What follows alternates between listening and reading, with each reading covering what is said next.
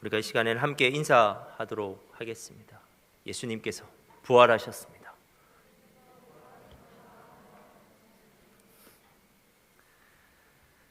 교회 절기에는 기쁨의 50일이라고 하는 절기가 있습니다. 기쁨의 50일 절기는 부활주일부터 시작해서 오순절 성령 강림 주일의 그 절정을 이루는 50일간의 절기입니다. 사실 이 절기는 교회가 탄생한 이후에 3세기 동안에 가지고 있었던 유일한 절기였습니다. 우리가 알고 있는 그 대림절, 그렇죠? 그리고 사순절, 이러한 절기보다 더 오래된 절기이고, 그러므로 이 기쁨의 50일 절기는 대림절과 사순절만큼이나 중요한 절기입니다. 그렇다면 우리는 이 50일을 어떻게 보내야 될까요?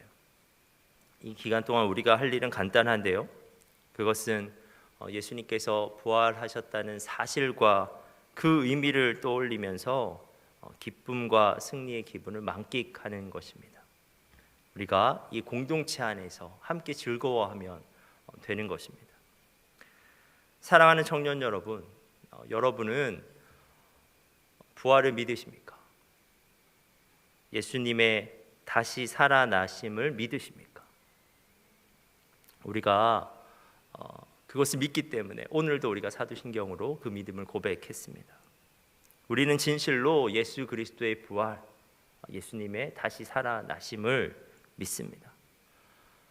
그렇다면 제가 다시 한번 질문하겠습니다.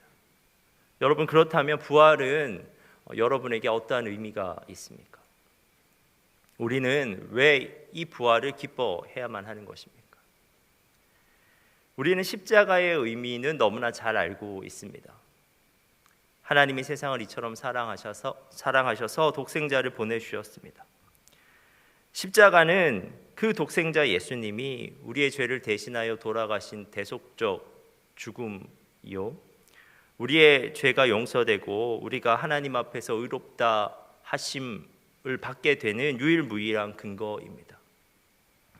그래서 우리는 늘 십자가를 노래하며 거기 드러난 하나님의 사랑과 그분의 무조건적인 은혜에 감격하고는 합니다.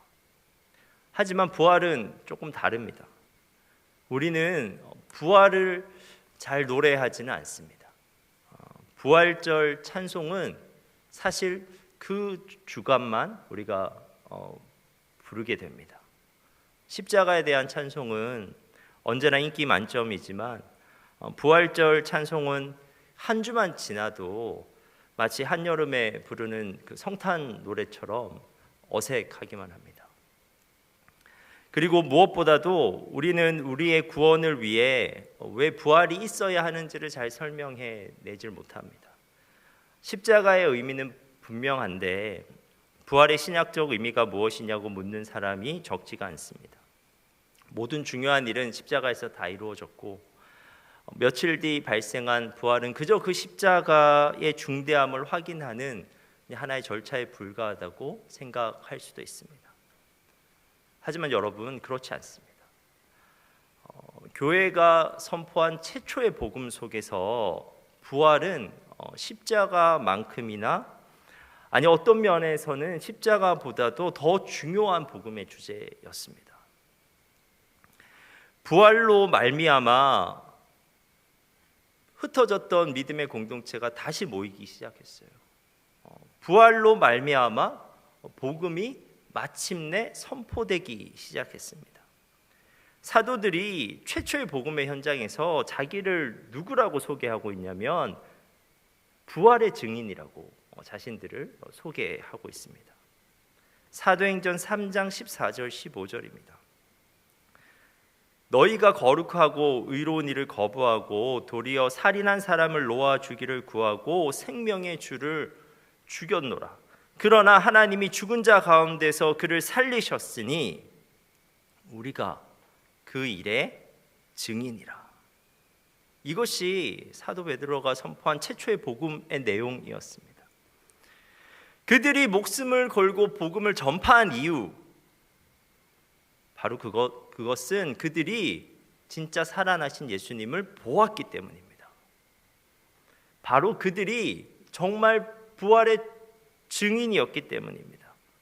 그래서 십자가 앞에서 뿔뿔이 흩어졌던 그들이 부활하신 예수님을 보고 다시 모일 수 있었고 그것을 담대히 전할 수 있게 된 것입니다. 그러므로 부활은 역사적으로나 신학적으로나 교회를 교회로 만들고 복음을 복음으로 만드는 가장 결정적인 요소입니다. 그렇다면 부활은 왜 중요합니까? 그리고 부활의 의미는 도대체 무엇입니까? 사실 부활의 중요성과 의미는 너무나 깊고 풍부해서 짧은 이 시간 내에는 담아내지를 못합니다.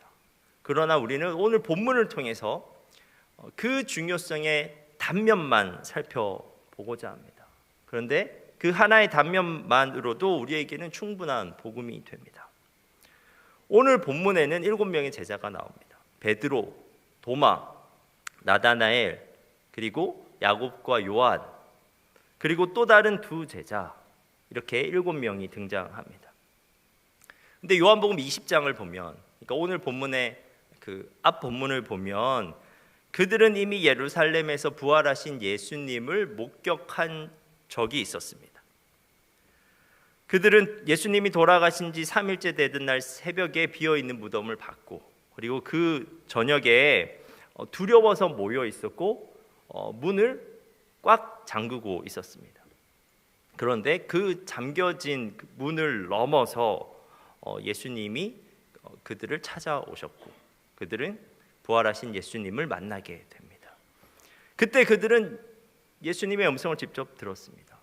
그리고 그들은 예수님의 손과 옆구리도 직접 보았습니다.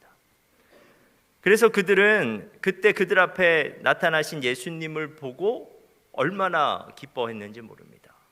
요한복음 20장 19절 20절입니다. 이날 곧 안식 후 첫날 저녁 때 제자들이 유대인들을 두려워하여 모인 곳의 문들을 닫았더니 예수께서 오사 가운데 서서 이르시되 너희에게 평강이 있을지어다.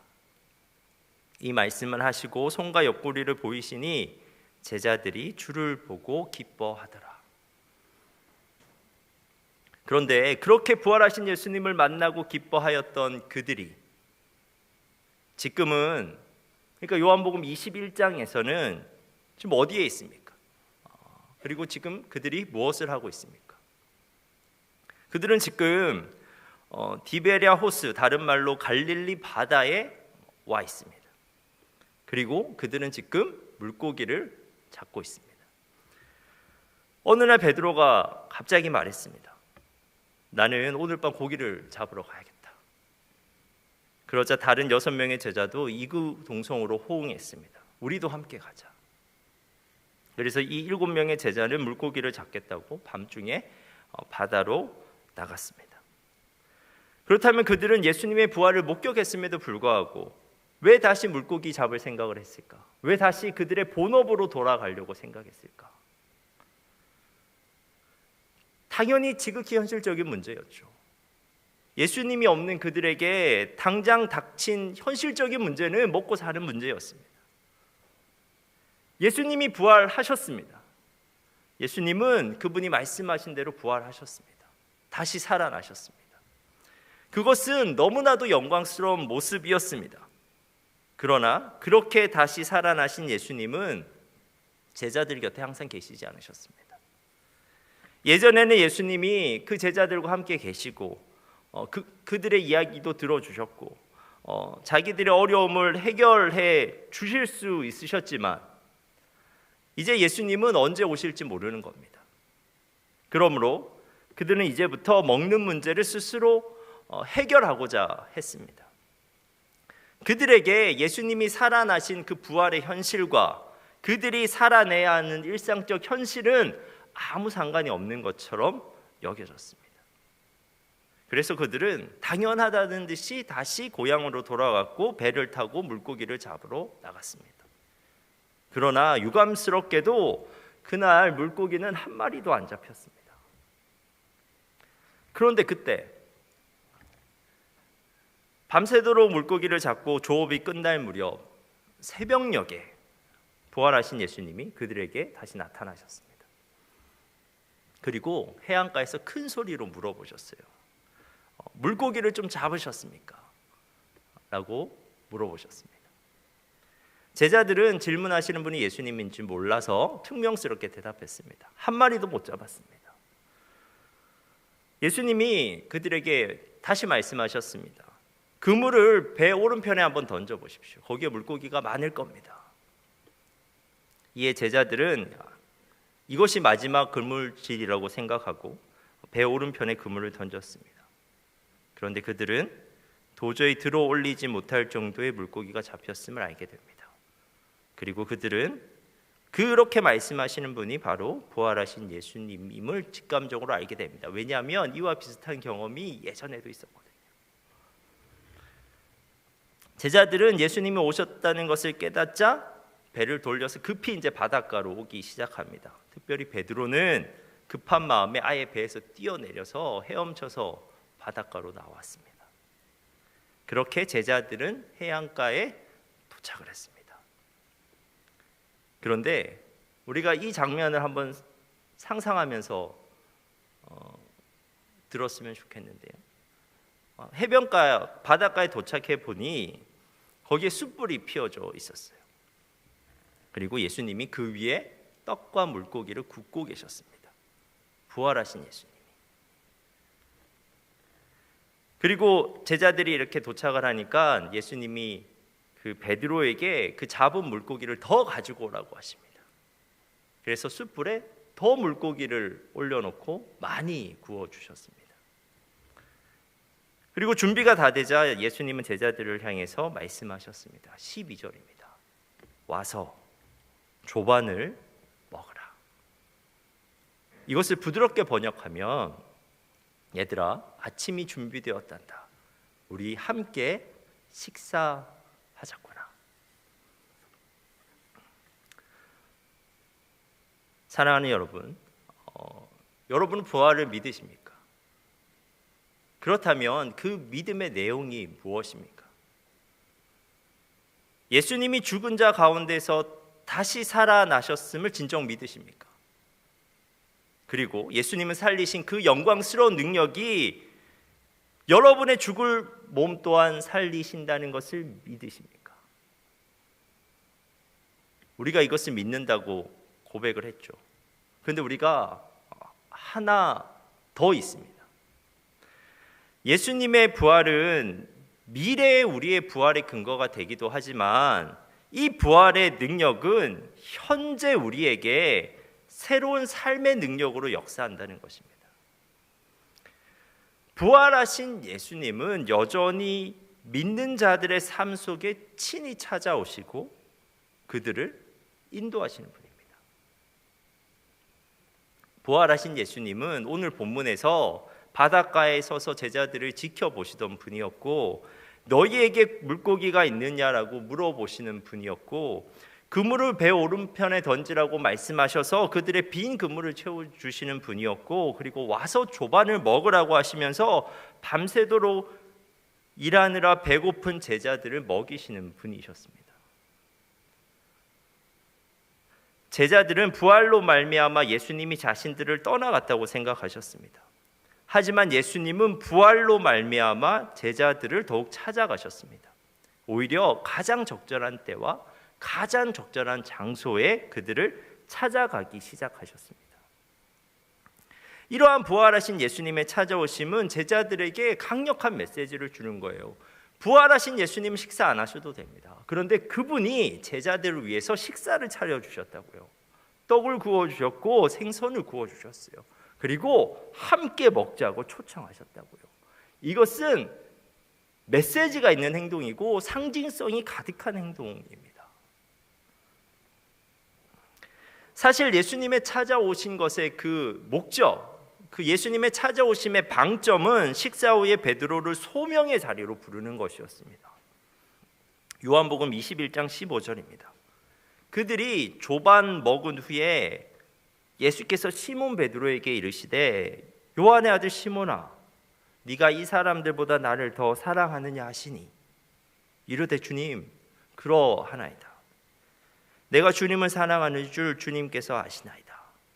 이르시되 내 양을 먹이라 하시고, 부활하신 예수님은 그렇게 식사를 마치시고 그 제자들에게 이 땅에 남겨진 영혼들, 잃어버린 영혼들을 위탁하고 계십니다. 예수님은 그들을 하나님 나라 사역으로 부르고 계신 겁니다. 그런데 그거에 앞서서 식사를 하셨다고요. 예수님은 그들의 실질적인 삶의 자리, 일터와 식사의 자리로 찾아가셨고, 그리고 그 자리에서 그들의 실질적인 필요, 정신적인 절망감과 육체적인 허기짐을 채워주셨습니다. 예수님은 그 실질적인 그들의 삶의 자리에서 제자들을 위로하셨고 그들을 먹이셨습니다. 이 사건은 앞으로 하나님 나라를 위해 헌신하게 될 제자들에게는 진짜 큰 힘이 되는 기억으로 남았을 것입니다.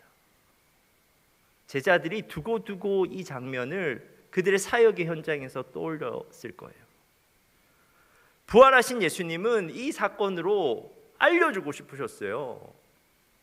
그들과 계속해서 그분이 함께 하신다는 것을, 그리고 그들의 실질적인 필요들을 진짜 세밀하게 채워주실 것이라는 것을 알려주고 싶으셨던 겁니다.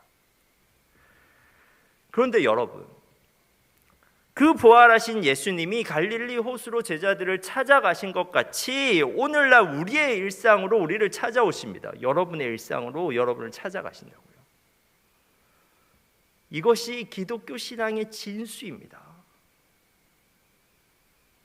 기독교 신앙의 진수는 지금 여기에서 살아가고 있는 우리가 예수님을 인격적으로 만났다라고 말할 수 있는 것이 기독교 신앙의 진수예요.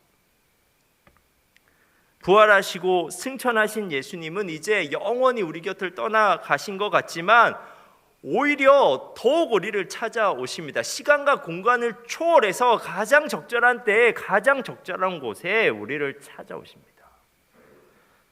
여러분, 성령을 통해서 그렇게 하십니다.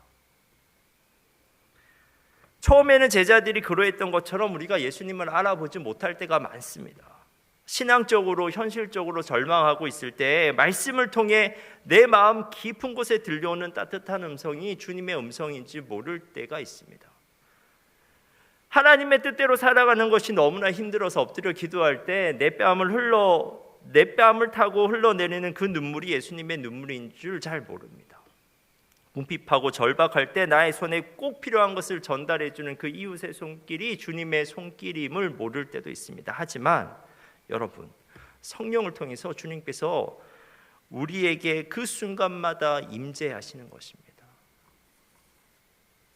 그 음성과 그 눈물과 그 손길이 예수님이십니다. 분명 낯설지만 도무지 부인할 수 없는 예수님이십니다. 예수님은, 부활하신 예수님은 여전히 우리를 위로하시고 우리의 필요를 채워주시는 분이라고요. 사랑하는 청년 여러분, 부활의 신비는 여기 있습니다. 부활의 기쁨은 여기에 있다고요. 부활하신 예수님은 하늘에 계시지만 또한 여러분의 일상 가운데 찾아가시는 분입니다. 부활하신 예수님은 가장 영광스러운 분이시지만 또한 가장 인격적인 모습으로 여러분의 삶 가운데 찾아가시는 분입니다. 부활하신 예수님은 하나님 나라를 위해 이 땅에서 분투하며 살아가는 여러분을 모른 척하지 않으시고 이 땅에서의 여러분의 필요를 놀랍도록 세밀하게 채우시는 분입니다. 다시 한번 말씀드릴게요. 부활하신 예수님은 하나님 나라를 위해 이 땅에서 분투하고 살아가는 여러분들을 모른 척하지 않으시고 이 땅에서의 여러분의 필요를 놀랍도록 세밀하게 채우시는 분입니다. 하나님 나라를 위해서 살아가고 있는 자들은 그의 삶 한가운데서 주님의 임재를 느끼면서 살아갈 수가 있습니다. 주님께서 나의 삶 가운데 찾아오셨다고, 그 주님께서 구체적으로 나를 도와주셨다고 고백하면서 살아갈 수가 있다고요. 부활하신 예수님은 여전히 여러분의 일상 가운데 여러분과 함께 계십니다. 성령으로 말미암아 그렇게 여러분과 함께 하십니다. 사랑하는 청년 여러분, 이 사실을 믿으십니까? 다시 한번 우리가 인사하겠습니다. 예수님이 부활하셨습니다. 그 예수님이 우리와 함께 하십니다. 우리 함께 인사하겠습니다.